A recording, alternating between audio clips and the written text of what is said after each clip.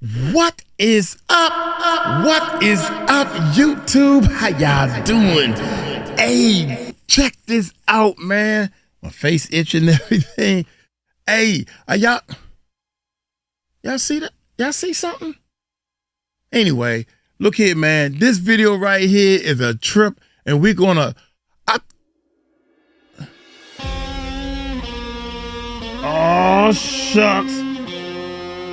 That's Fredda, y'all. Hey.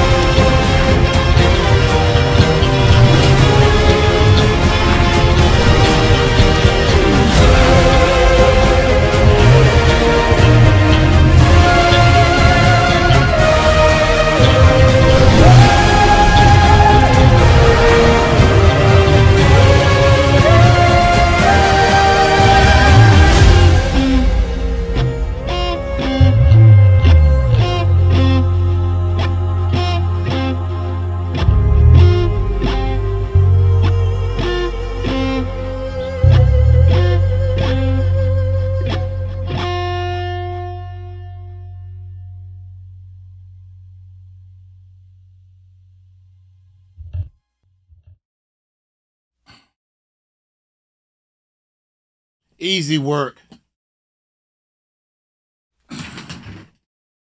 Easy work. That's Fredda. And the bass player is called Plucker. And now we're going to continue on with our video. Just thought I'd give y'all a little something different, man. I'm mad because I wasn't thinking that intro was 3 minutes long. Oh my God. I was just doing it, man. To hear my team, they, great job, man. My whole team. Great job to the whole team. Hey, man, I'm working on a new song. I'm not liking it, but how can I say it?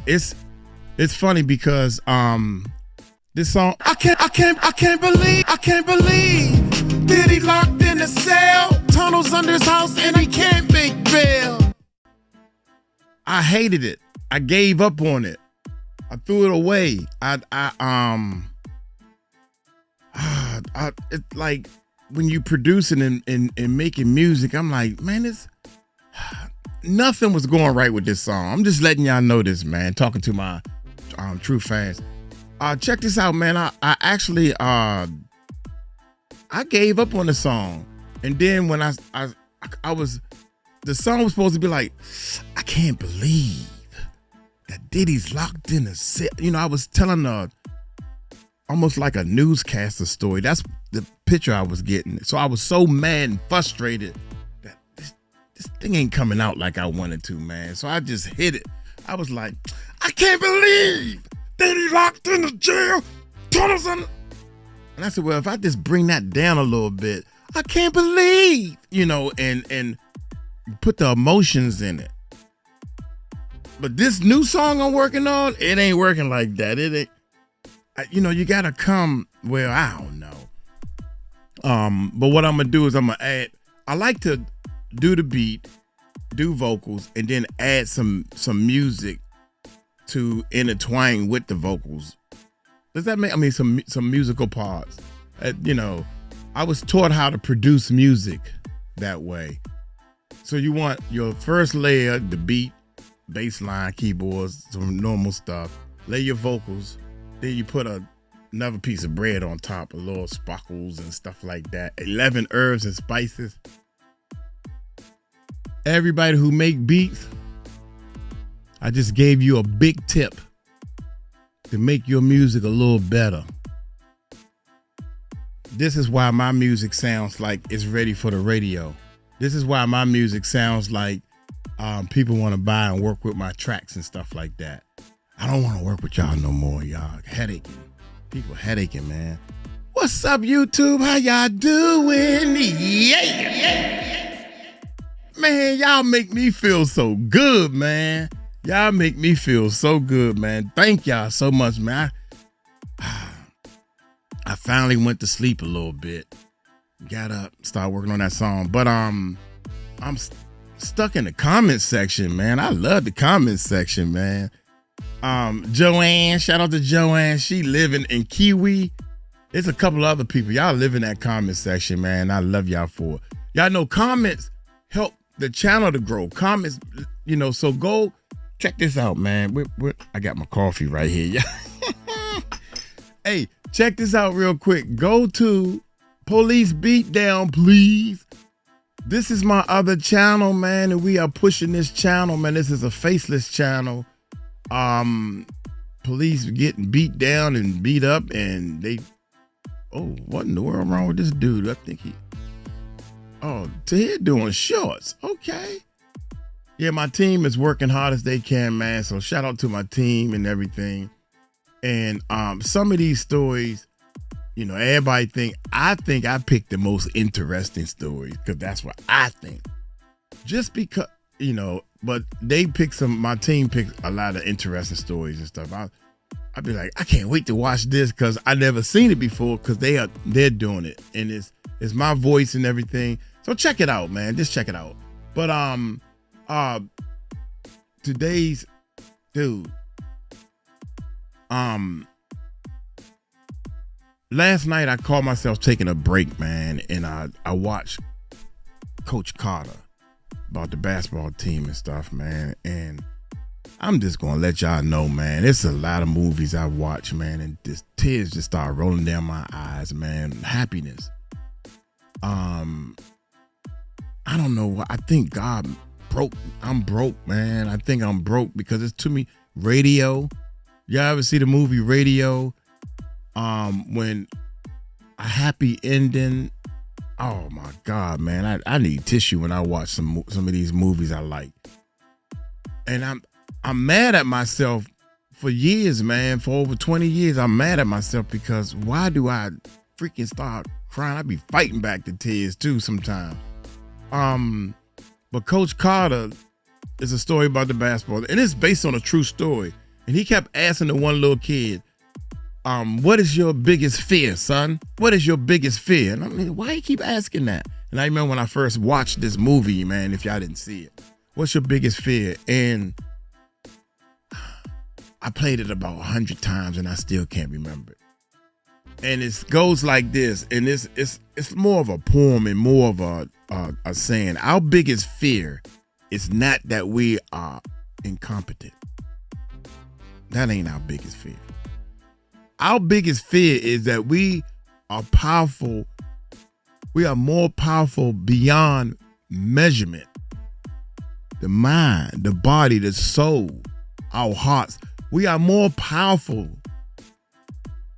than you can't imagine how brilliant and how big and how powerful we all are, all of us, right? But what we do is we turn it down and turn our light down. Who are we? This is what I get out this poem, or whatever you want to call it.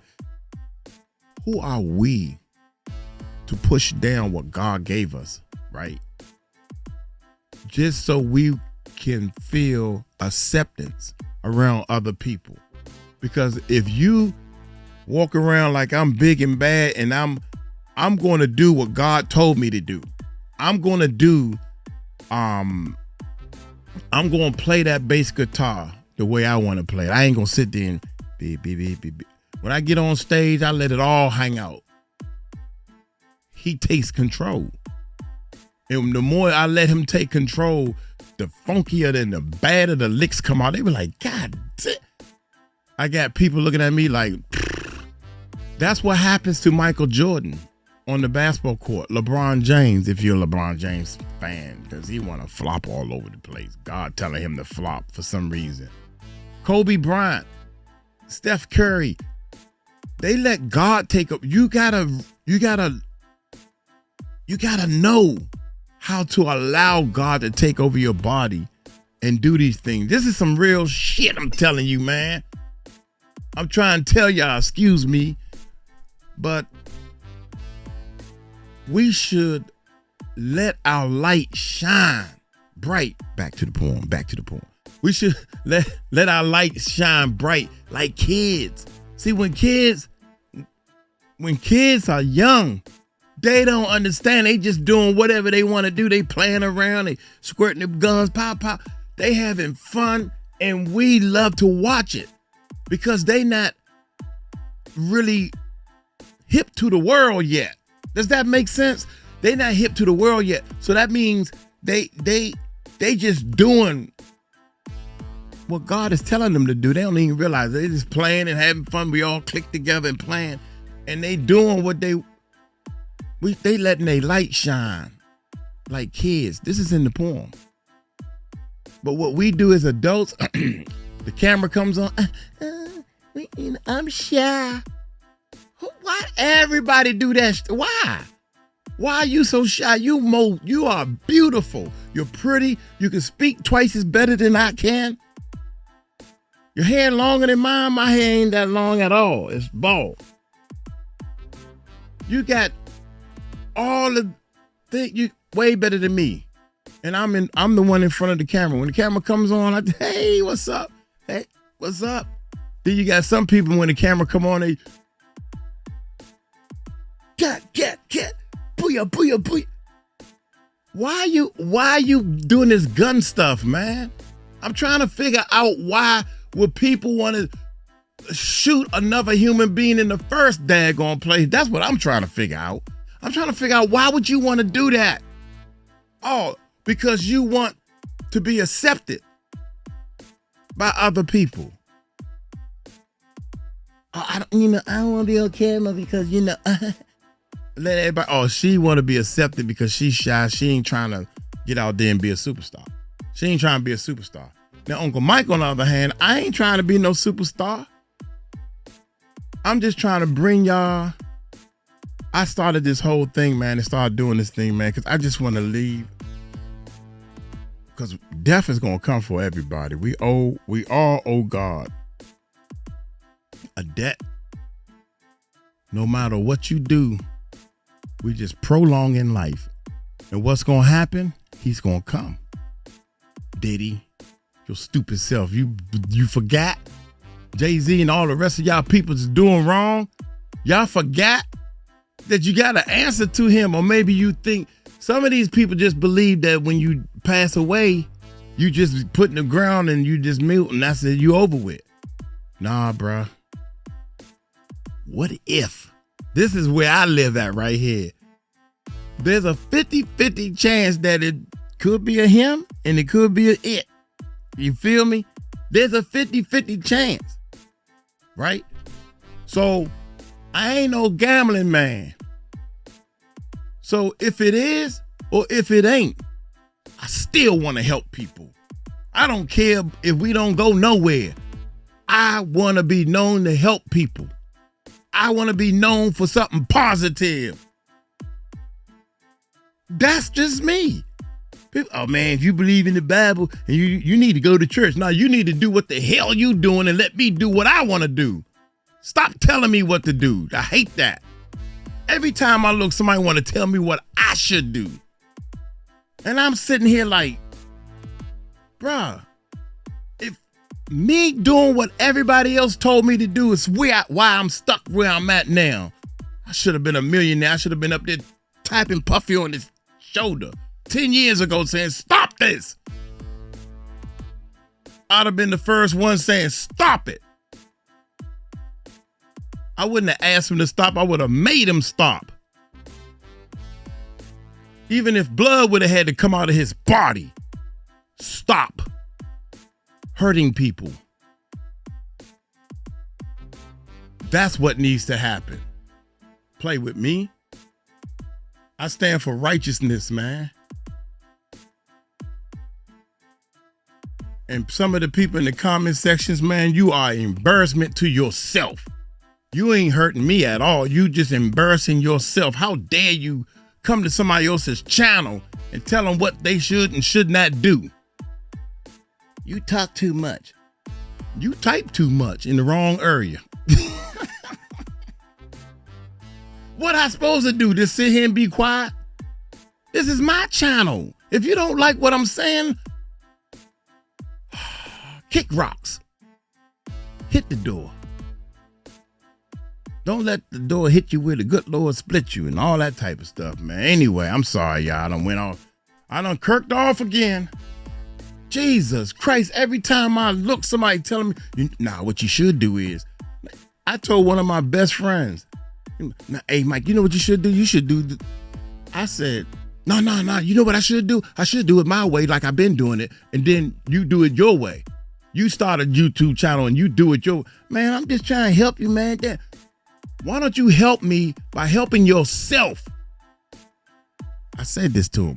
Why don't you help me? You can help me. You want to help me? Help me by helping yourself and stop asking me for money. How about that? How about you help me by stop wasting my time talking this bullshit to me and help yourself get out of your mama house. Help yourself get your own car. Stop asking me for money. Stop having your hand out. If you leave me alone, that will be a big help for me. That's helping me.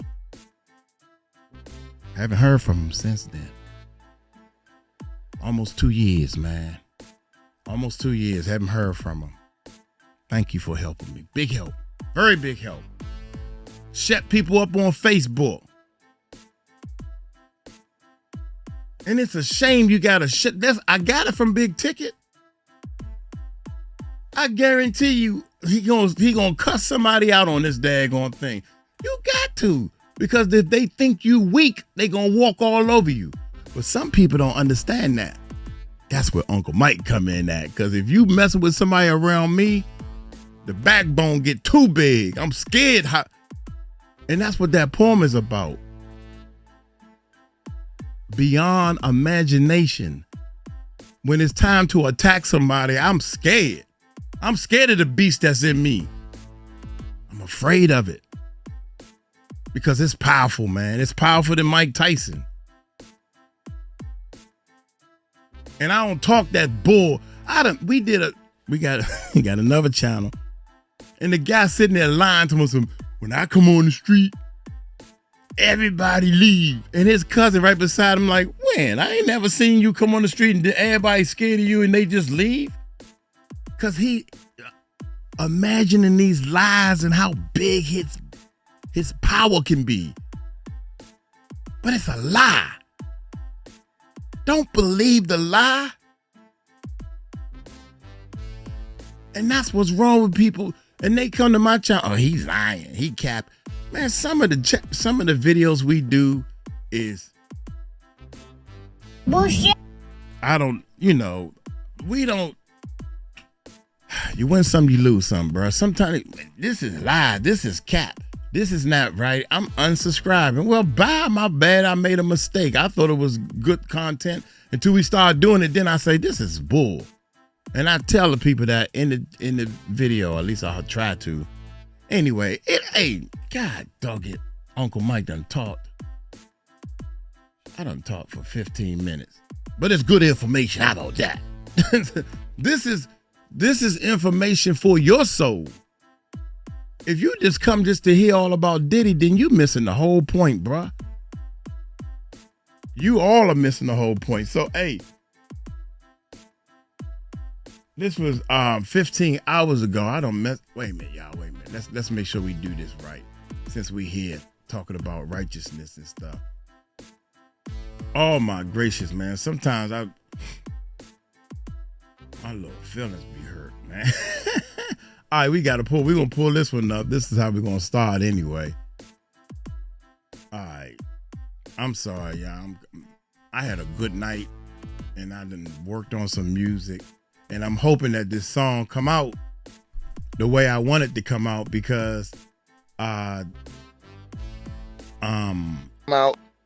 it's not coming out the way I want it to come out. But I took a break and I think that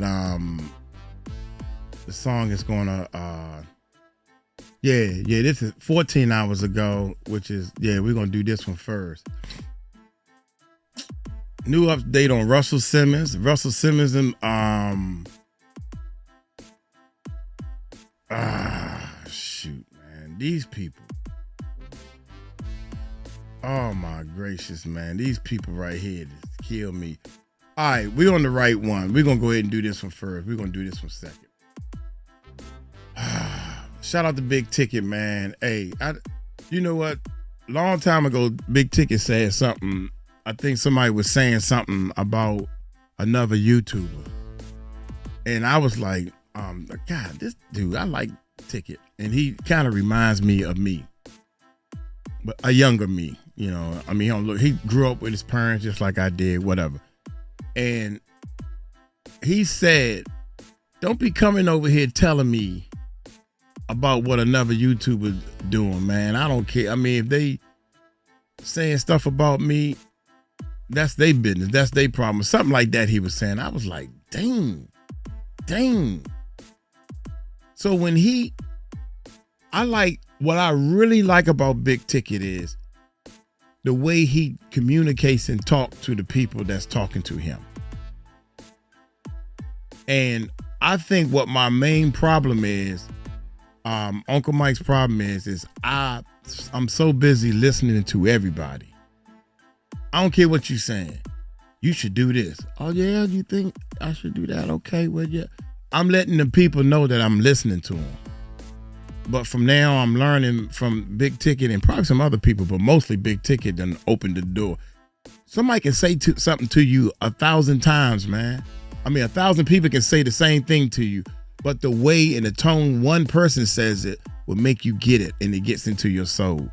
So what Big Ticket taught me is you can't please everybody, and you got to F some of these people and feed them monkey meat and juju beans. Hit that subscribe button, hit that bell, okay? All right, y'all, we're going to start the video. Oh, my God. Y'all hit that subscribe button, hit that bell.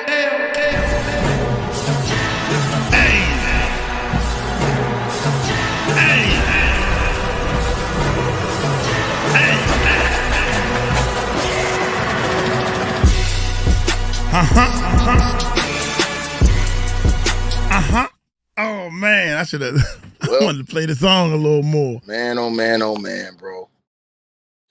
Oh, what a web we weave. It is all coming out now to the general public, man. Yeah. As a former employee for Michael Jackson, Whitney Houston, Drake, and the lovely Rihanna has now come forward and revealed that Sean Diddy Combs forced him into sexual acts and that he could still taste Sean Diddy Combs, you know what, in his mouth.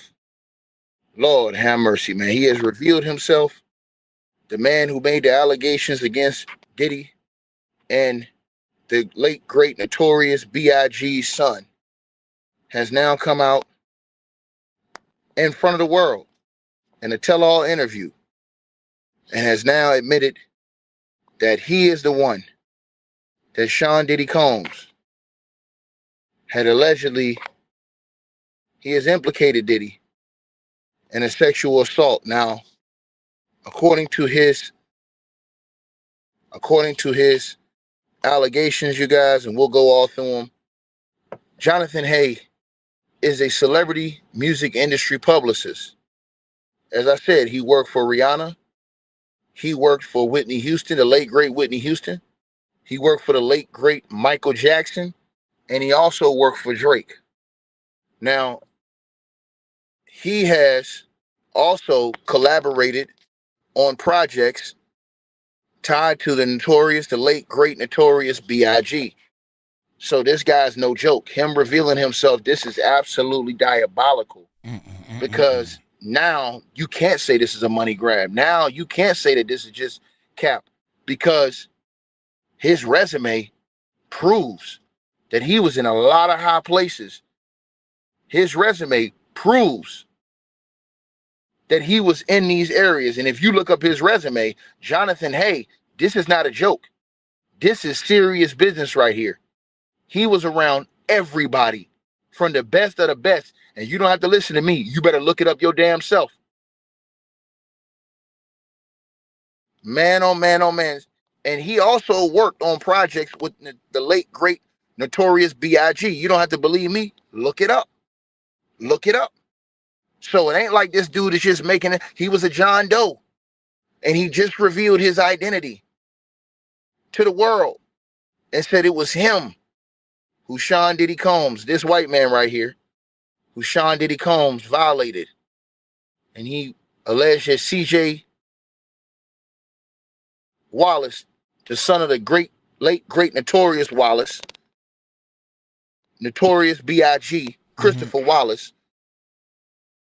I'm going to read his allegations. So anyways, he worked with all those artists I told y'all he did. He was also tied to the notorious B.I.G.'s estate and has publicly now accused Sean Diddy Combs of multiple instances of sexual assault. Now, these claims emerged prominently, right? Just right now, as he just went public to the world and stated it was him. Now, he has stated that he is also, ladies and gentlemen, this is the worst part about it for Diddy. He's pursuing criminal charges against Sean Diddy Combs. Let me repeat myself. He is currently pursuing criminal charges against Sean Diddy Combs. It's about to go down, bro. Yeah. It's definitely about to go down. I'm trying to tell you. He is pursuing criminal charges and believes that the incidents were facilitated by other members of the music industry. Now, also, I'm going to give you guys his allegations. Now, before we even get started, Sean Diddy Combs has denied ever sexually assaulting any man, woman, child, anybody. He has denied every allegation. But this man has now coming out and he's pursuing criminal charges against Diddy and all of the other people that helped facilitate Diddy. And he has named C.J. Wallace as well in an explosive situation, you guys. And so now he has come forward.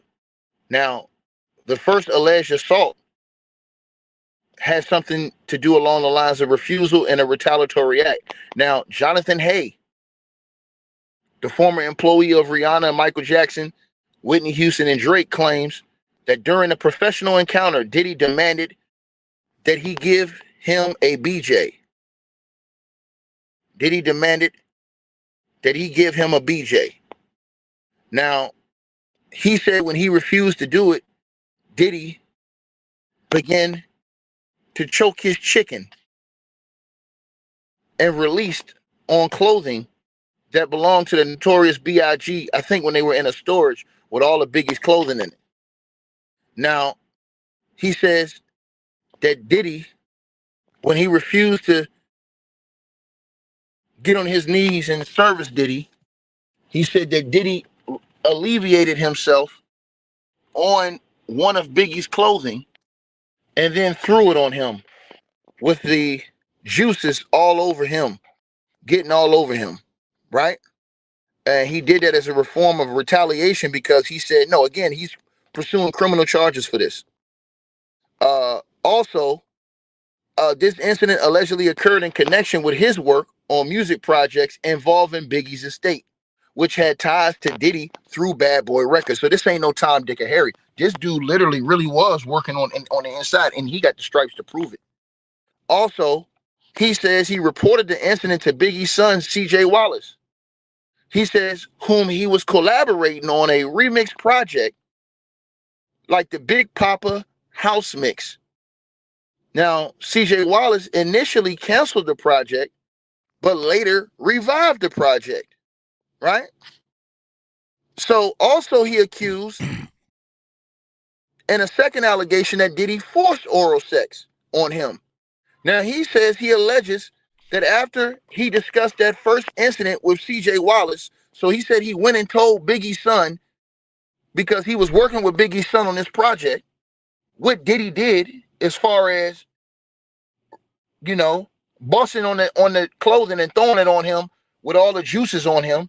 He says he went and told Biggie's son. Now, he says then what happened was, he says that after he told C.J. Wallace that what happened at first, he says that he was lured then to Diddy's home under the pretense of resuming the music collaboration, where he claims that he was blindfolded by C.J. Wallace and a rapper by the name of Willie Mack.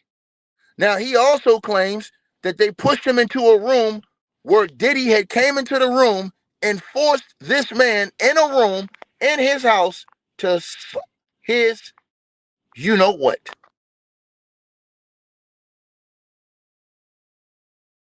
He says that he was forced into the room by C.J. Wallace. So apparently he's saying that he told C.J. Wallace what happened, and C.J. Wallace set him up to get a one-on-one with Diddy. He thought CJ was going to help him by telling CJ what Diddy did, but apparently he felt like CJ was involved in the whole situation, was down with the play, because he was working on CJ with this project for Biggie. So he says he told CJ, hey, man, look, Diddy tried to push up on me, man. I told him no. This man started squeezing himself in front of me. He bust off on his shirt, threw it on me. Damn. You know what I'm saying? And got all that stuff all over me, right? Because I told him no. So he told C.J. Wallace. Now he's suggesting that C.J. went back and told Diddy, and then they concocted a plan to lure him back over there. Because remember, he was working with C.J., Biggie's son, on a Biggie remix project. This is all, you can look this up online too. This is not they can't say he wasn't working on it. This is all documented. He literally was working with all these famous celebrities. And they have pictures of him from these times. I've seen them online. So anyways, he is filing criminal charges. We count money over here, says CJ's not the police. Well, he called the police, and he's pursuing criminal charges right now against Sean Diddy Combs. He's pursuing criminal charges. Matter of fact, I know you might think I'm capping. I'm gonna put this on the screen right here. Let me put this part on the screen for you, sir. Put this part right here for you. Right? Let me make sure I put this on here. I want to put out that part and blow it up so you can see what I'm saying. So, just so you don't think I'm just coming in here just saying anything. Because, y'all think, sometimes y'all be thinking I just be coming in here and making stuff up and just saying anything. So I'm not even going to leave that into suspicion. I'm going to blow it up. So Hay has stated he is also pursuing criminal charges and believes the incidents were facilitated by others in the industry, right? So the others he named was Biggie Small's son, C.J. Wallace, and rapper Willie Mack is the ones he said that helped facilitate this incident, right? Where he was sexually violated. So he said he told CJ what happened. You said instead of initially telling CJ, why not the police then? Because listen, everybody tried to say Diddy had a lot of control, a lot of power, bro.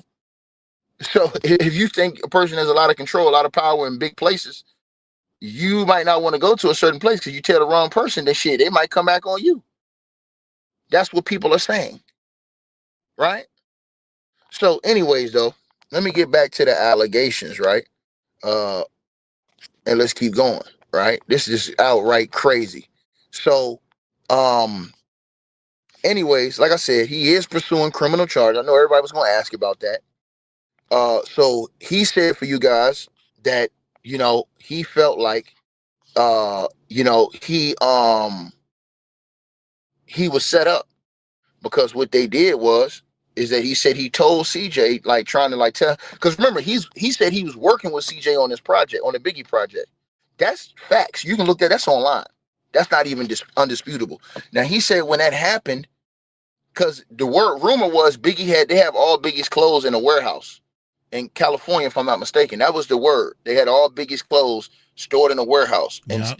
they would go in this warehouse, and where Biggie's clothes were stored at, and that's where this first incident happened, in this warehouse, right? That Diddy has. I think they said it's in California, if I'm not mistaken. But a lot of people will go over there, right? So he claims that first incident happened there. So he didn't know what was up with CJ. He was just working with CJ. So he told CJ, he said, like, yo, dude did this to me. Like, what's up with that, man? And then he said that CJ and the other rapper, when he came back, they called him back because he was working with CJ on that project. And he said CJ called him back and lured him over to where Diddy was at, and he didn't know. And he said when he got there, they blindfolded him like they was surprising him with something and put him in the room with Diddy. And he said when he got in the room with Diddy, I mean,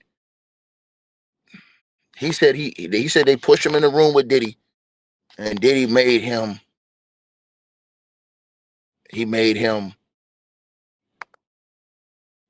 lick the lollipop. Oh my God. So hold up. he's Hold up, there, Ticket. What happened to the beefcake? Lick the beefcake. I like when you call it a beefcake. He calling it a lollipop now. Come on, there, Ticket. he made him lick the beefcake. That's what I was waiting on. Lick the lollipop. The lollipop. So boo. He says that this was an orchestrated setup by CJ Wallace and by rapper Willie Mack. Mm-hmm. Now, he tied them back to an earlier project revival, right? Now, he expressed that the trauma lingers. He stated that I can still taste his D.I. bleep bleep, emphasizing the psychological impact he said that had on him from that situation with Diddy, right? Mm-hmm. Somebody stated that Jonathan Hayes pick, it doesn't look like that at all. Well, this is a younger pick of him. You got to understand, people don't look the same they look 6, 7, 8, 9 years ago. You can have a haircut. He's got longer hair now, but those people like 4, 5, 6 years ago, he probably had a different haircut. I've seen him with different haircuts. Yeah, he's older now, man. The hair changes. A lot of it is gone.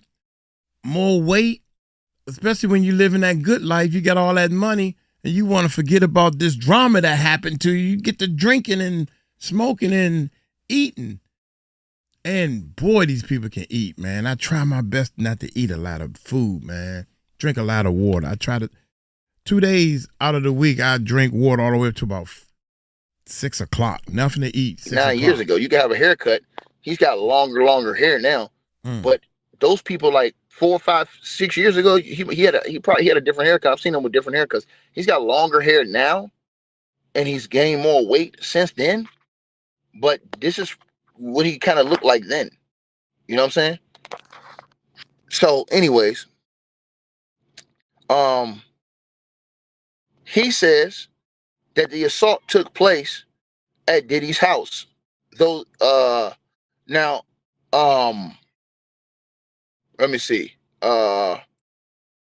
He also accused CJ Wallace and Willie Mack of complicity in the second incident, suggesting that they should face legal consequences as well. So he's going criminal with this.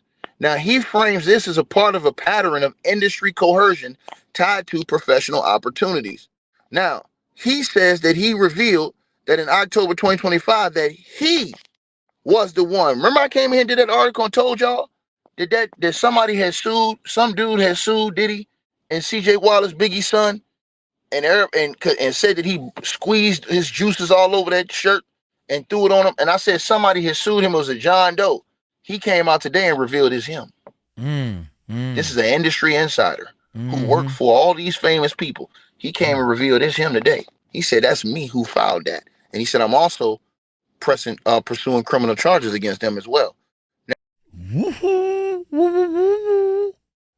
Oh, you know what, man? God dog it. You know, I went off so hard, man. I forgot.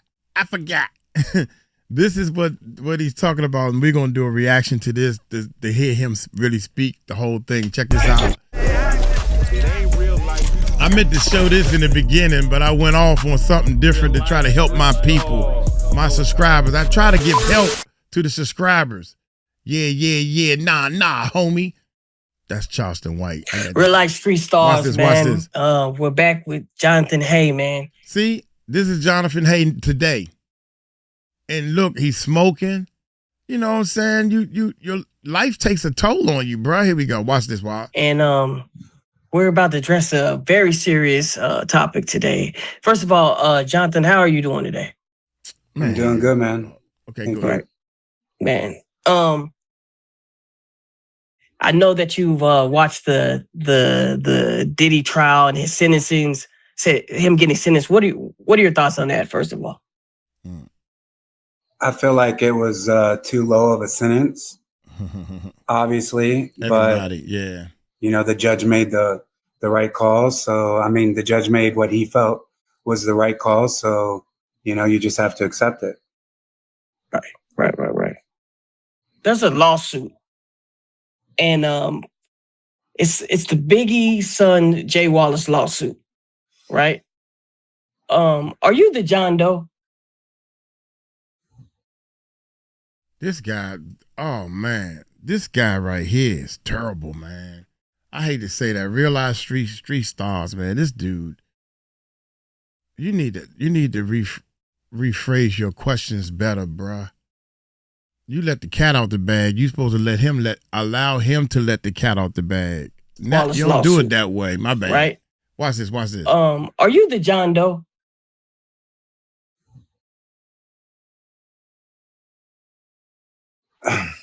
I am.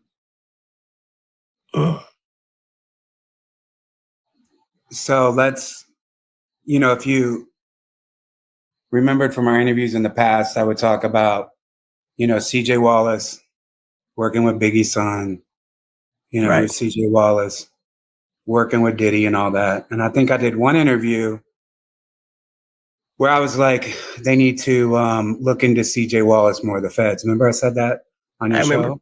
I remember that. And I was kind of like alluding to that, but I didn't obviously, go into detail about that. And I would see like, some of the comments on all the different platforms that I did, they'd always be like, seems like he's hiding something. It seems like, there's more to the story. And that's what it was. So, I got a law firm, the Dordick law firm. They've handled some of the biggest cases, in history. They have some of the biggest winnings in history. And we filed the civil lawsuit against Sean Combs, against CJ Wallace, against Willie Mack, and Combs corporations. All of them are listed on the defendants, that's out in public that can see all the defendants listed. Right. So that's, and I talked about all those people like on your show before. Right. And that's just, we're in the process of it. They had me at John Doe to protect me. The lawyer did, but people have put it together, throughout, because in the lawsuit, it talks about me working with Willie Mack and CJ Wallace and Diddy. And so, people aren't dumb. So a lot of people have asked me about it. I've denied it. I haven't spoken about it, but I feel like now's the time to do that and to talk about the lawsuit because, you know, TMZ put it up, all these different outlets, you know, put it up, but they, you know, they just kind of did it for headlines and clickbaits, and people haven't heard from me to explain and talk about what happened that's contained in the lawsuit. Right. Jonathan. Yes. I'm gonna ask you to do something that's kind of a little hard. I know it's gonna be hard for you, but you know, the people want to know exactly kind of, you know, what kind of happened. You know, you sent me paperwork, right? And I read through the paperwork, and I was devastated when I was reading a lot of this stuff. And I wanted to know if you could kind of walk us through what happened. Are you able to do that? Yes, sir. So we did this Eric B. and Rakim project. That's Eric B. and Rakim, Follow the Leader, Reimagine His Jazz. And that hit, and it was number 1 on the Billboard charts for 11 weeks. And so we were looking for another artist to do that similar type of thing.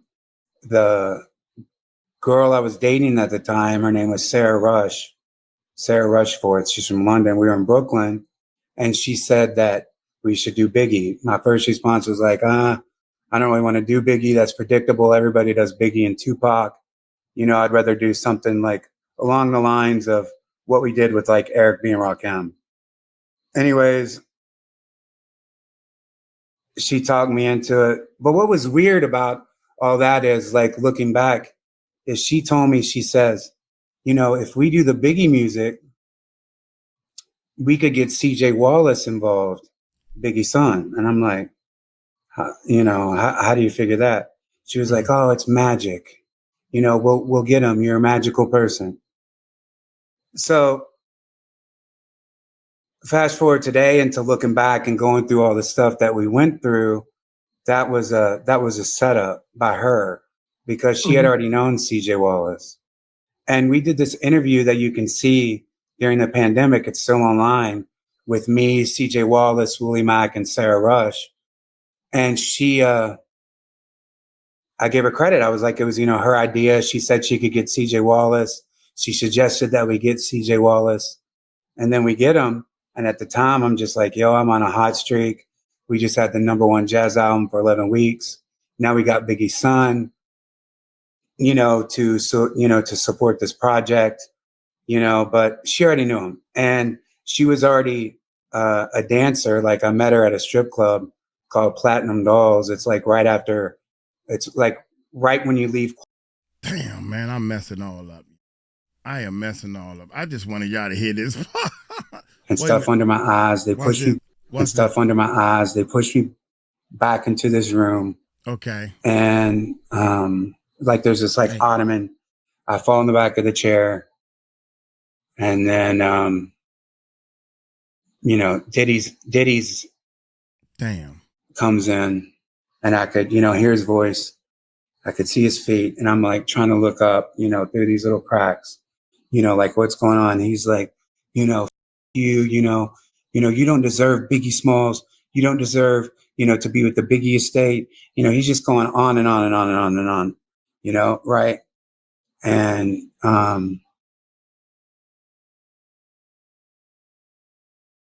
you know, like sitting there, like tripped out, because I was in a home invasion, you know, 2 years prior to that. Damn. Right. And next thing you know,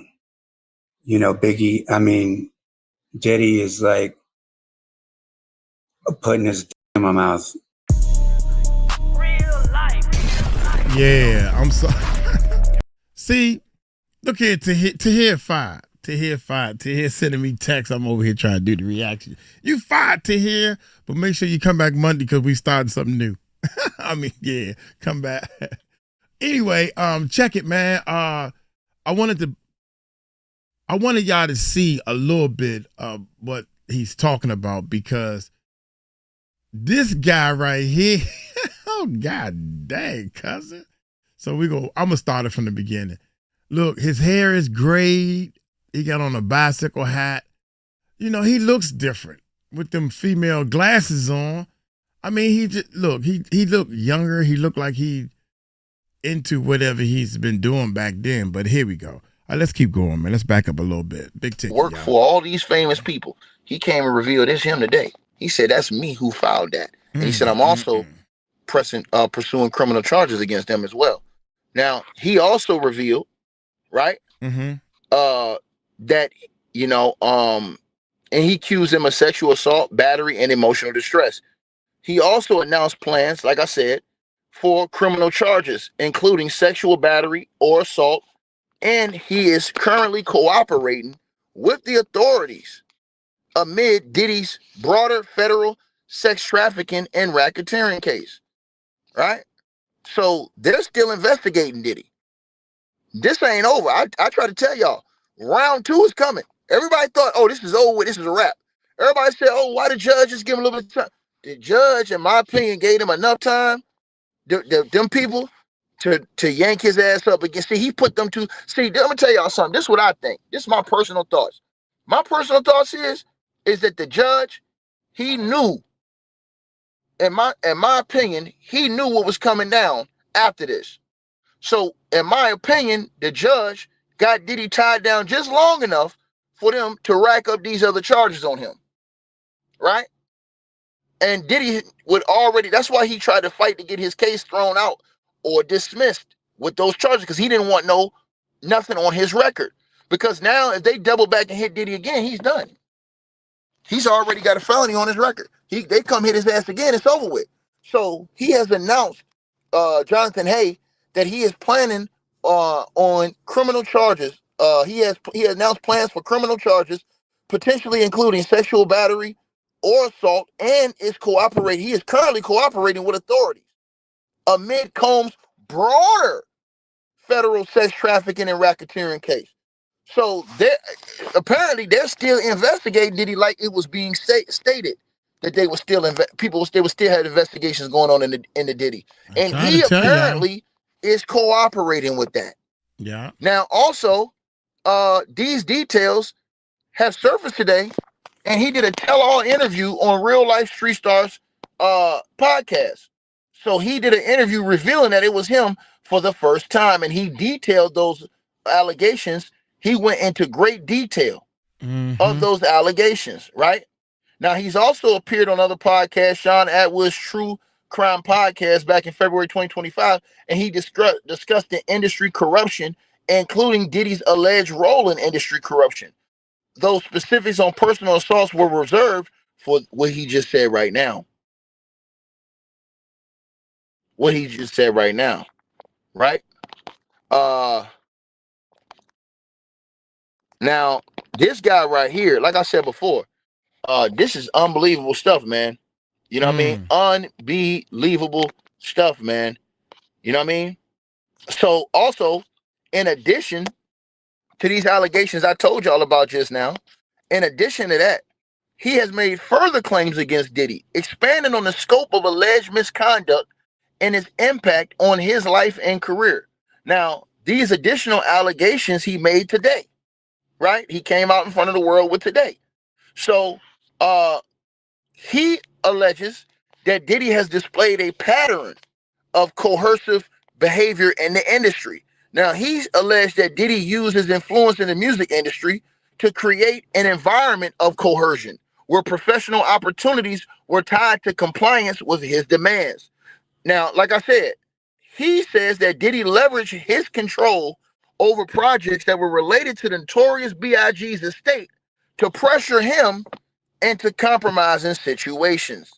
Now, also, he suggests that this was not an isolated incident, but a part of a broader pattern by Diddy targeting individuals in vulnerable positions within the industry. Now, he referenced this in an interview he did today on Real Life. Now, also, he described Diddy as orchestrating situations where if you refused, it led to industry consequences. And can't nobody say he lying, he capping, he ain't nobody. This nigga worked for Rihanna, Michael Jackson, Whitney Houston, and Drake. Go look up his resume online. His resume is crazy. So you can't just say, oh, this mofo making this shit up. You just come out of nowhere. His resume, he done been around all these people. So he ain't nobody that just some Tom, Dick, and Harry coming out here saying some bullshit. And like I said, he's pursuing criminal charges and currently cooperating with the federal authorities. Shows y'all why Diddy was so desperate to get out of jail. Now y'all starting to see why. Because this ain't over. This just began. Now let's keep going. So he also points to the cancellation of and revival of the Big Papa House Mix project with CJ Wallace, Biggie's son, as a manipulative tactic.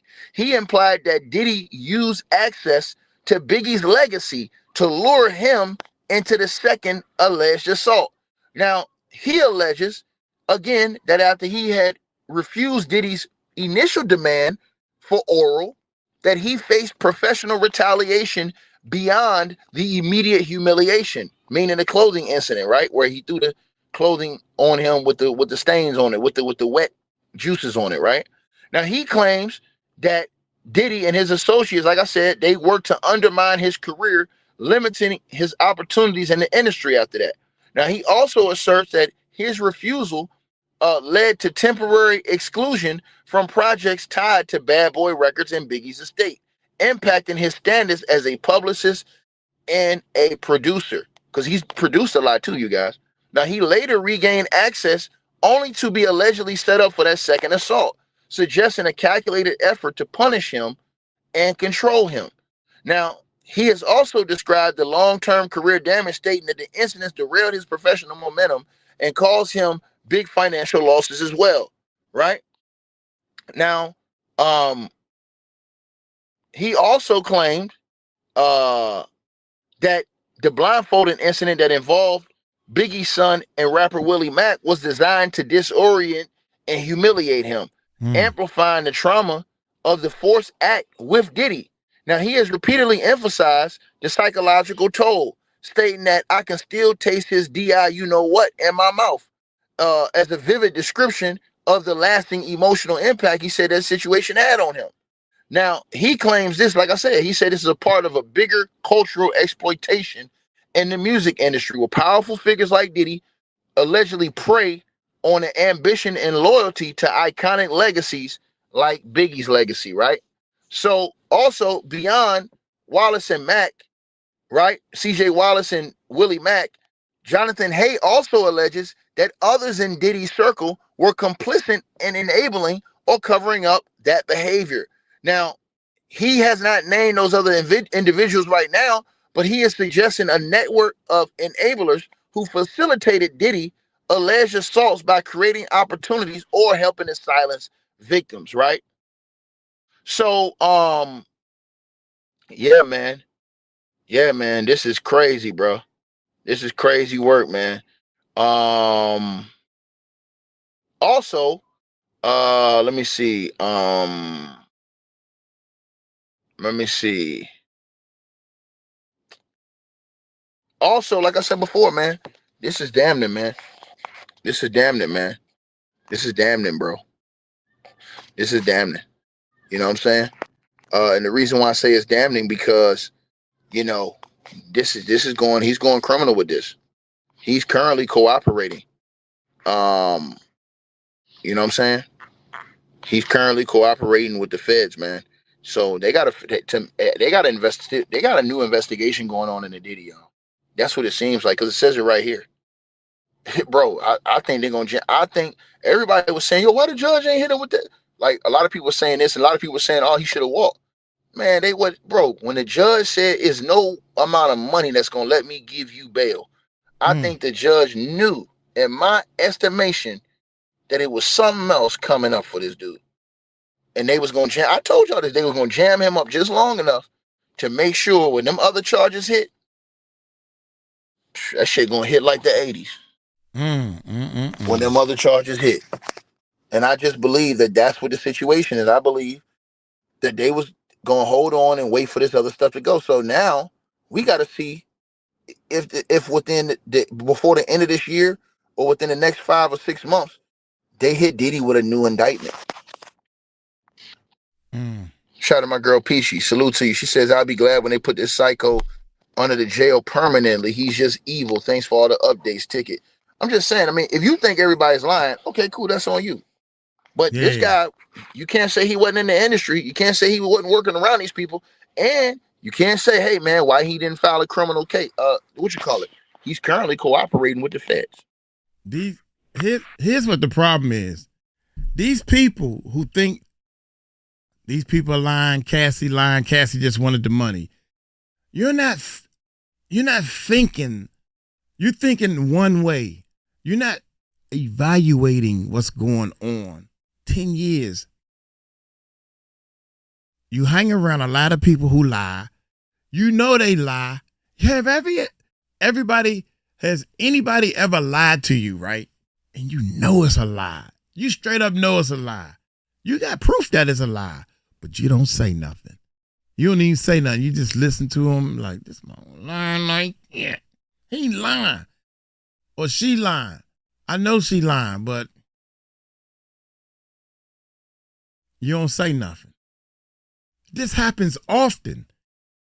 I remember I put a camera up because I always been had one of them big cameras. I had to put a teddy bear and stuff around it to hide it because we was at work and somebody was going into the refrigerator eating, nibbling off of everybody's food for months.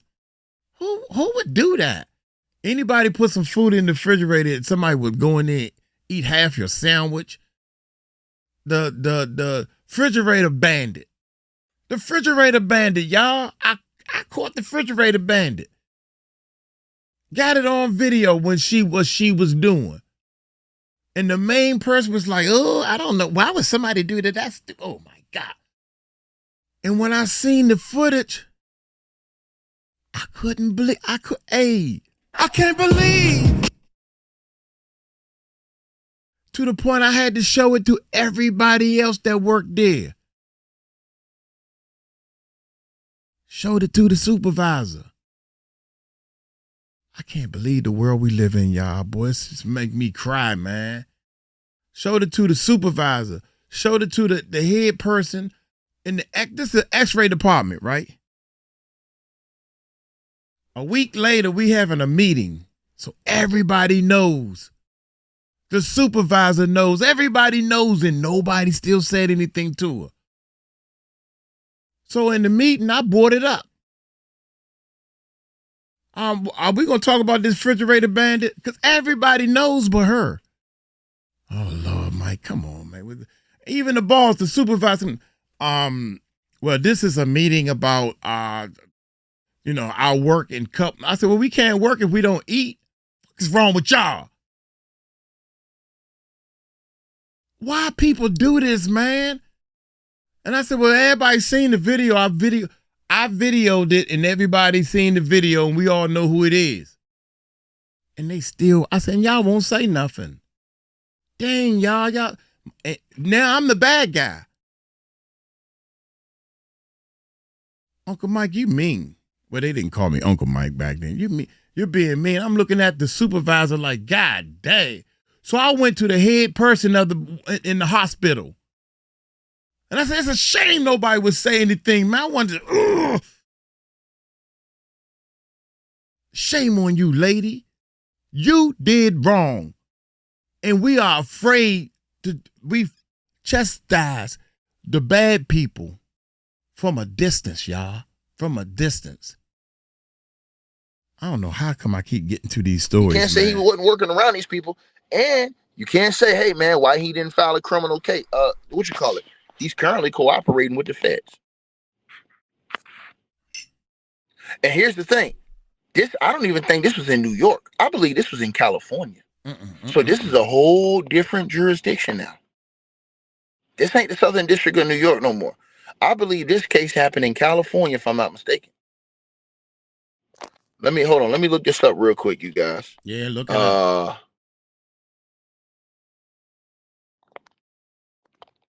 Let me look this up.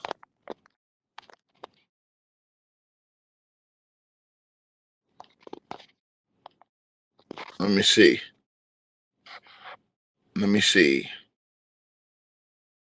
Yep, California.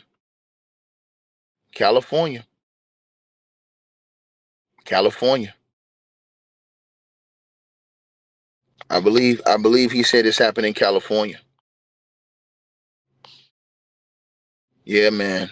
This is crazy. Yeah, I think they're working on something different because he's cooperating right now. And then y'all already know, and in 4 days, Lil Rod, he starts his evidence. He starts to enter evidence in his case.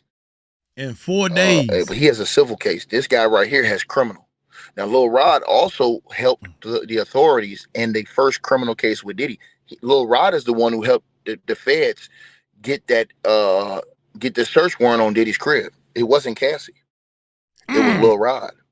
I can't believe Diddy locked in a cell, tunnels under his house, and he can't make bail. This is what they doing to Diddy, man. Cassie came and said, "What?" Cassie threw a haymaker right at his chin. Big, strong giant. Big music industry giant. Here come Cassie, right? Cassie came, swag out. And it shook him. This big giant rocked. I mean, it shook him real good. He haven't failed yet. But then all of a sudden, then Lil Rod and all these little blows started coming. You know, or he didn't fall.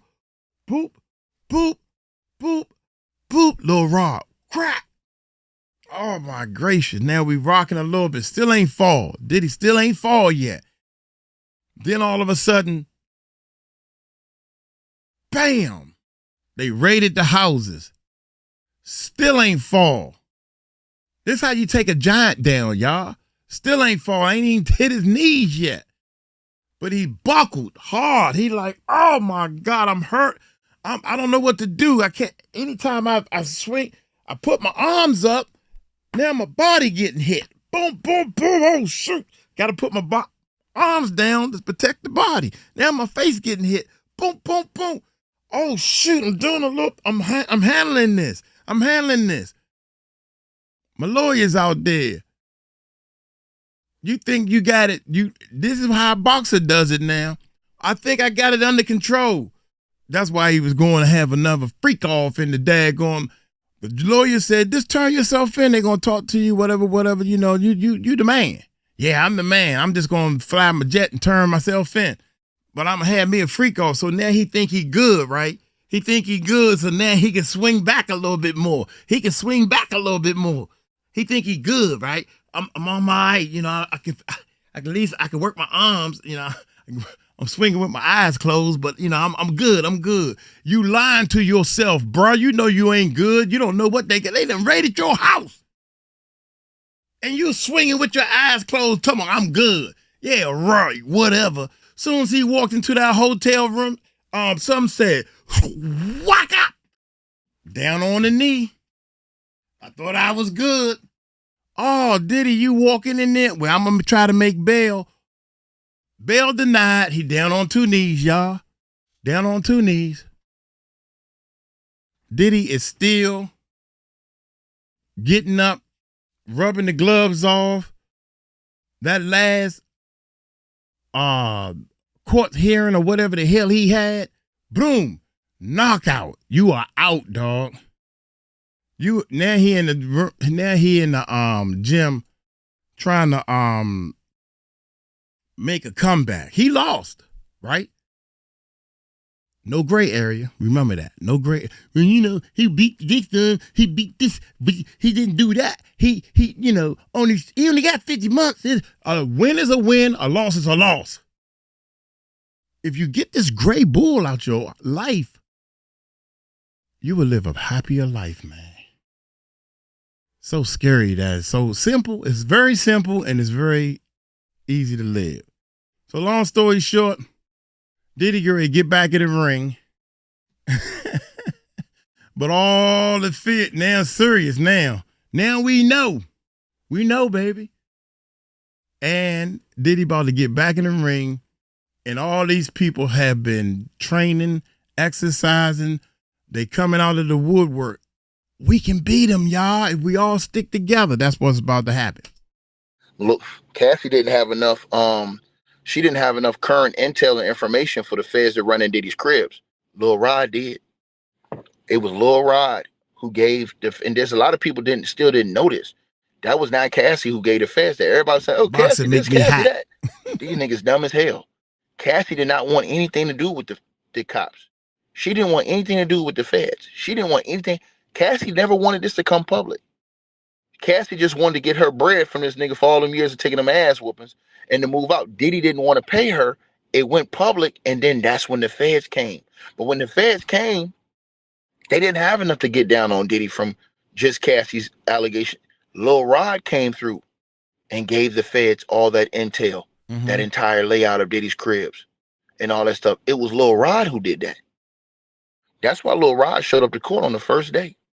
Lil Rod was the one who sat down with the feds for 3.5 days and gave them everything. Diddy know it too. He know it too. Everybody was talking about Cassie. It was Lil Rod who did that. See, Cassie, she was going to be charged too. Cassie did what all the other sex workers and they took immunity. That's why everybody running around here, man, Cassie just as guilty. Why can't? Because she took immunity. She cooperated with the feds. What do you think? The feds went the same way they went to all the sex workers. The feds went to all the sex workers and said one thing. Look, you either going to testify or we charging your ass with them. Get down or lay down. They said, hey, man, we going to get down. Period. Simple as that. But it was Lil Rod, because remember, Lil Rod was the one who been working with Diddy the latest. He been the one that was with Diddy every day because he was working on that Love album with Diddy. That Love album is a classic album Diddy did. Lil Rod, he did some great beats on that album. That's a classic album. I'm not no hater. That Love album Diddy put out is a classic album. But then again, as I said to you guys, these are the things I'm telling y'all. Right? So this is crazy work, man. This dude is currently cooperating with the authorities. He's cooperating with the feds, bro. And I think that there's word around. My bad. And I think Diddy's lawyers probably know it. That to me, that's why they wanted so bad to get him out and get those charges dropped, so he would never have any lingering criminal history. But now that that's stuck, the judge denied that. His criminal history is now stuck. He is a convicted felon. So now, if he gets charged again, shit, they're gonna hit his ass with the meal because they're gonna say you got priors, dog. You already a convicted felon.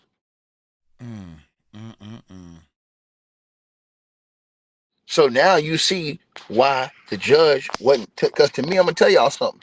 I believe that if that was the case, and then the judge didn't think that Trump could mess around, he'd have probably gave Diddy the 11. But I think the judge went low knowing that these other charges was coming down the pipe. So this is bad work. And like I said, all you got to do, you don't have to listen to me. And this is to everybody on YouTube, everybody that's listening like to this channel. You don't have to listen to me, right? You don't have to listen to me. All you have to do is go look up for yourself, right? I want y'all to go look yourself for yourselves. And see, this is what you do. Like when you want to learn something and you want to find out about somebody's real history and find out like just, okay, what is it about this person? Is this, you know what I'm saying? Is this real? Is this what you call? This dude worked with everybody. And I'm going to show y'all right now. Just so everybody can see that this ain't no dude that just jumped out his ass and started running his mouth. This dude worked with everybody. When I say everybody, I'm going to show y'all this right now. Let me show y'all this right now. And y'all smash the like button and share this video as y'all come on in here. Salute to everybody who support the channel, man. If y'all enjoy the content we put out, y'all get the CashApp, PayPal. Let me know what y'all think. You know what I'm saying? But this dude, like I said, and I'm about to show y'all, he worked with everybody. Matter of fact, let me put this on the screen for y'all. Just so I can show y'all where to go look yourselves. So people can't say, oh, Ticket, man, you weren't here capping, man. No, I was never capping. So if you guys go look online right here, all you got to do is just, it takes a quick little search. Y'all can go right there to Wikipedia and you will see Jonathan Hay. And he has a long resume, y'all. So when I took these allegations into account, I'm like, hold on, man. This dude don't been around the industry. He don't been around some real people.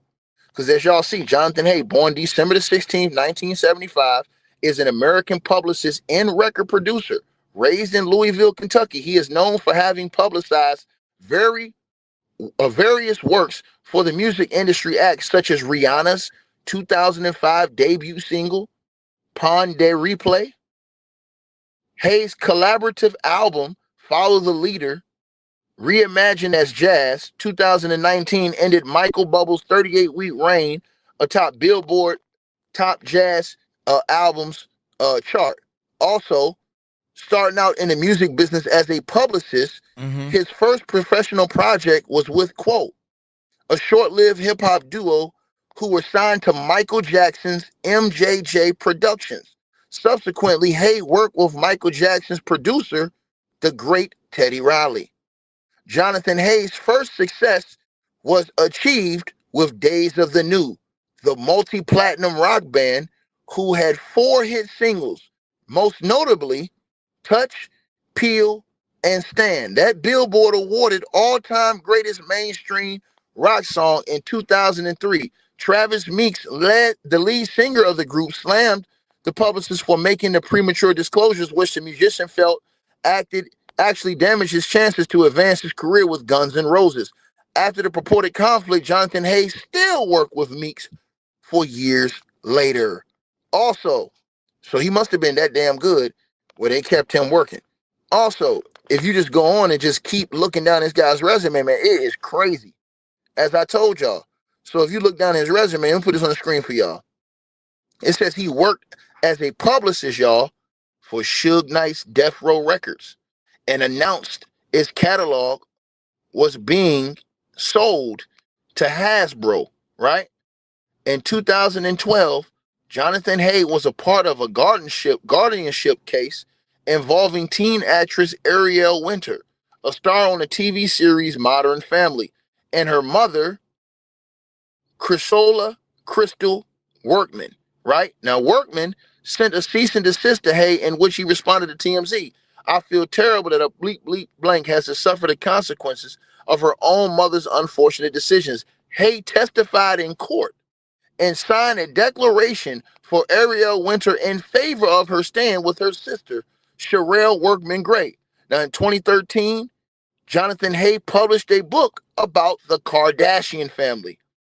Hay was in both Vogue and Vanity Fair for a philanthropy project in Florida. Hay spoke out in Rolling Stone on March 24th, 2016, issue 1257, to publicly support Keisha during her sexual assault lawsuit against Dr. Luke.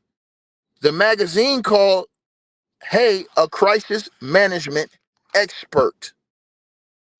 This is bad for Diddy, yo. I ain't gonna lie. This is bad for Diddy, bro.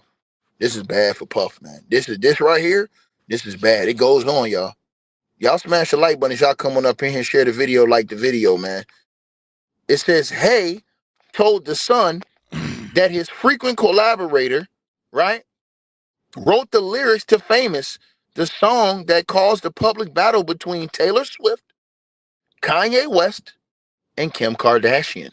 Now, according to Hollywood Life, a source close to Kanye West said that Psy is a creative contributor on the song, in which he has been credited accordingly. However, the specific Taylor lyrics were written by Kanye himself. Now, in April 2017, Jonathan Hay had involvement with the Drake and Sophia Brusick's pregnancy scandal. Hay told People's Magazine, "I've seen the text messages, and they do exist," in reference to conversations purportedly from Drake urging her to undergo an abortion. Now, Hay has spoken out about this situation with Perez Hilton, Glamour Magazine in the Netherlands, Hollywood Life, and the Public Magazine in France. In March of 2025, Hay interviewed with Kat Tenbar, who previously worked for NBC News, in an effort to clarify circumstances surrounding Sophie and Drake, shifting the responsibility onto a different publicist. It also goes on, man. This is crazy, bro. It says, Hay stated to the Huffington Post that Kathy Griffin was flat out gross for her President Donald Trump photo scandal, right? Now, he explained to the Huffington Post, from a PR perspective, she did do the right thing by apologizing, but that still isn't enough, not even close, right? Mm-hmm. Also, just going down, he defended Kanye previously in SO Hip Hop publication and said he's profoundly misunderstood by the media, and said Kanye was grossly misconstrued and taken way out of context, right? Mm-hmm. Also, Jonathan Hay has worked an event for the vice president of the United States of America. They know this guy. This guy's been in high places, man. He's been in high places, bro. Mm. Also, this is how y'all know Diddy's in trouble. And I'm gonna put this right here to everybody watching this so you guys can read this yourselves. He has already been known to be a whistleblower on the federal level.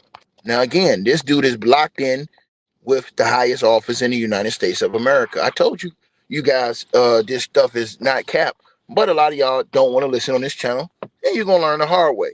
Now, The it hard says way. basically right here in November 2023, the Hindustan Times reported that Jonathan Hay worked an event for the vice president of the United States, right? At that time, the vice president would have been, I forgot who the vice president was. Who was the vice president? Anyways, in May 2025, Wired magazine published an article in which Jonathan Hay stated, "I blew the whistle as loud as I could" when he reported his former associate, Michael Smith, to the local authorities and to the FBI in 2019. In September of 2024, Smith was arrested and faces charges of wire fraud conspiracy, wire fraud, and money laundering. Hay also interviewed with the BBC News about federal music streaming fraud case. This dude has links to the feds. This is why I told y'all Diddy's in big shit, bro. This dude has already been on the record of being an informant and blowing the whistle on all kind of shit in the industry. Right. So he's already on the record. It's right there on your screen. I'm trying to tell you. It's right there on your screen. He's already on the record. And then let's talk about this thing with Diddy. Let's talk about this thing with Diddy right here, right? So his thing with Diddy, and it's right here, right? And Rolling Stone published on this as well. All this stuff, you guys can go look this stuff up. Let me put this on the screen for y'all, right? Y'all can go look this stuff up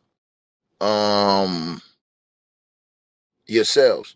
But as far as Diddy's involvement, it's on here. I told you guys. The Notorious B.I.G. estate. This is all online on Wikipedia. You can go look all this up with the sources and everything. Notorious B.I.G. estate and Sean Diddy Combs partnership. Now, in 2020, Jonathan Hay entered into a recording contract with Christopher C.J. Wallace. So he had a contract with Biggie's son. This is real. This is real, provable information that he was locked in. In 2020, Jonathan Hay entered into a recording contract with Christopher C.J. Wallace, an heir to the estate of the Notorious B.I.G., which at the time had partnership with Sean Diddy Combs. Now, Jonathan Hay co-produced Big Papa House Mix with Biggie's son, C.J. Wallace, Diddy, and others from the Frank White team. Spin called the single electrifying, landing at number 76 on iTunes charts. The single could be seen as a disappointment in terms of commercial success. Rolling Stone published Jonathan Hay's statement to Perez about the collaboration. Like I said, all this stuff is easily, right? Online. Easily, right? Online.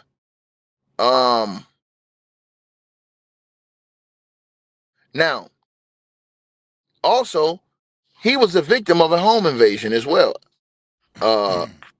And so this guy has been through it all, man. Also, let me see. What else did it say on here? Damn, this dude don't produce everybody, bro. This shit is crazy. Let me put this on the screen for y'all, bro. just so y'all can see how real this cat is. This dude damn near produced everybody in the industry. Damn. Yeah. Let me put this on the screen.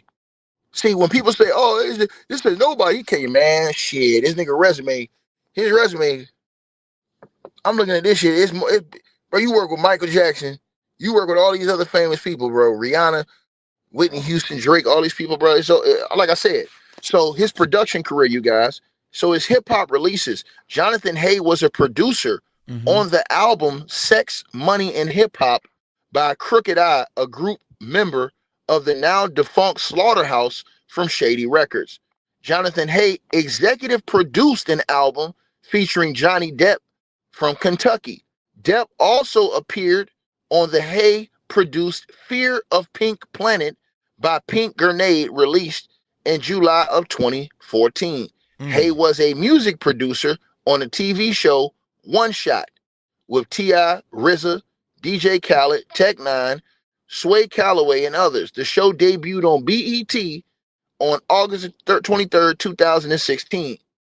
Right?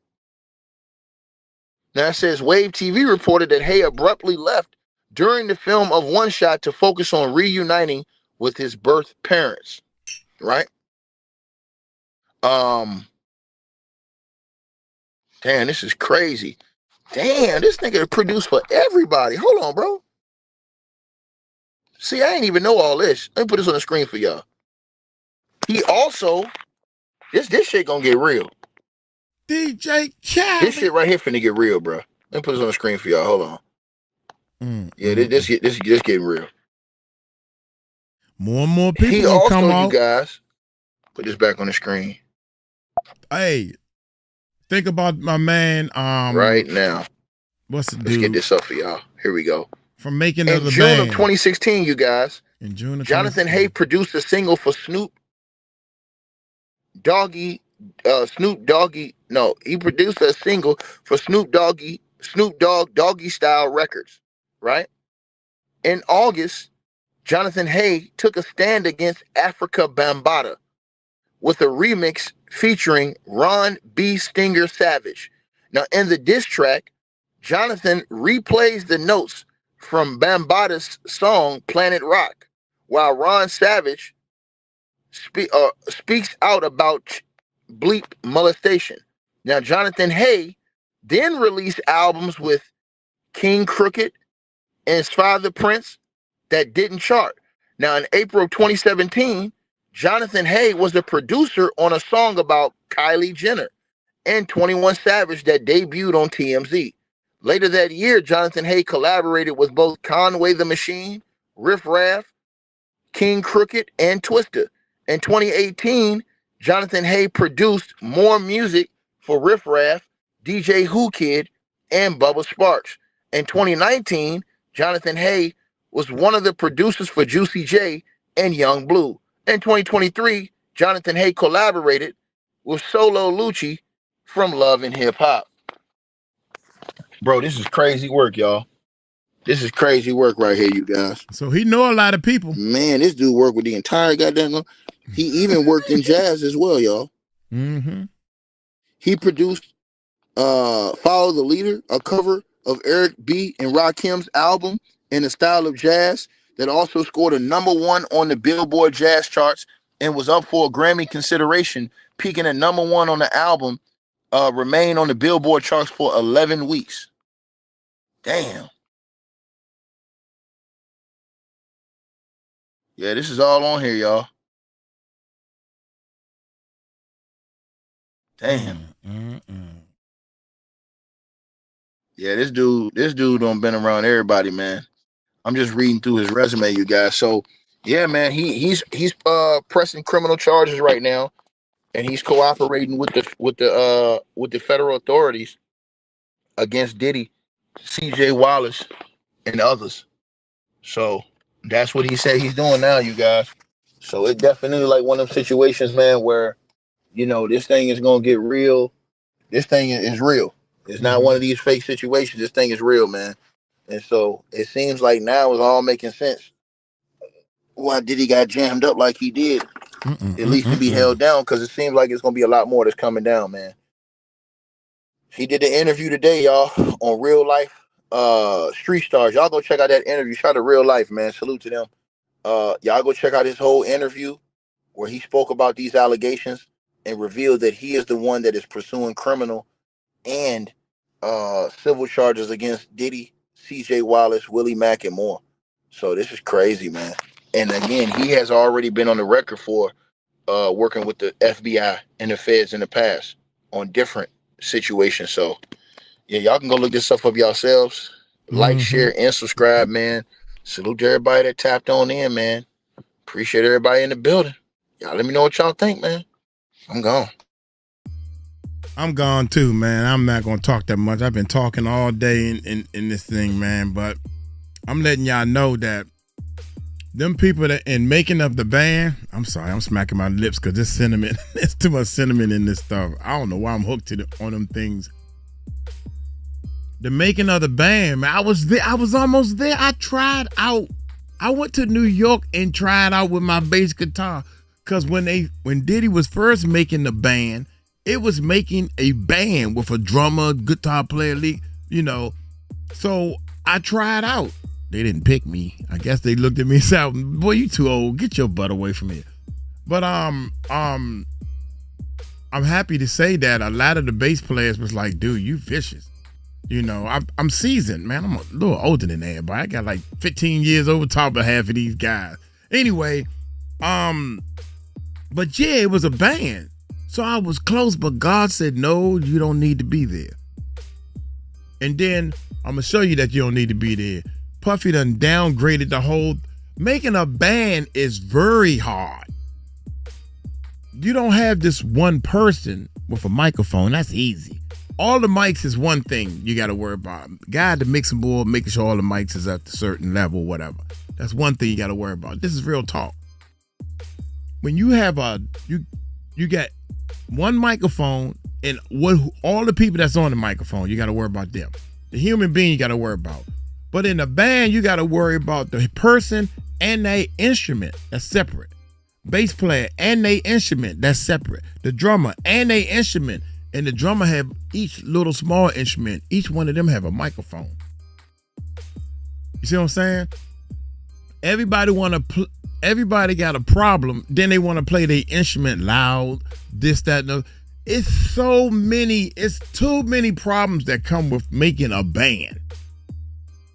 And his producers and Diddy they know it. They've been on tour and they've been with people. Diddy did shows with bands.